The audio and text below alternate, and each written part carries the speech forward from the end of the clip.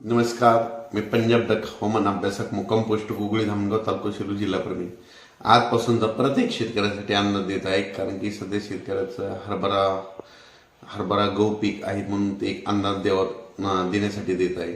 तर सर्व शेतकऱ्याला सांगू इच्छितो, आज म्हणजे 16 जानेवारीपासून ते जवळपास म्हणजे 28 जानेवारीपर्यंत हवामान कोरडं राहणार आहे.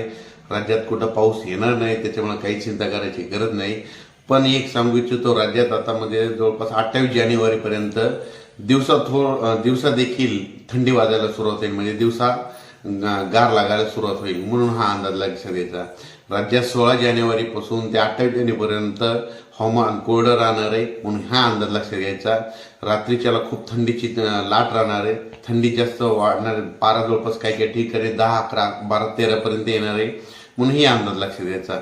पण त्याच्यानंतर दिवसा देखील म्हणजे उत्तरेकडे म्हणजे दिल्ली हरियाणा भागामध्ये उत्तरेकडे तीव्र थंडीची लाट असल्यामुळं उत्तरेकडे वारे वाहत असल्यामुळं आता राज्यामध्ये आपल्या थंडीमध्ये वाढ होणार आहे, म्हणून ही अंदाज लक्षात घ्यायचा.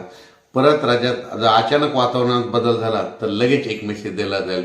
पण राज्यामध्ये आता म्हणजे 28 जानेवारी 2024 पर्यंत हवामान कोरडं राहणार आहे, पाऊस काही येणार नाही, त्याच्यामुळे काही चिंता करायची गरज नाही.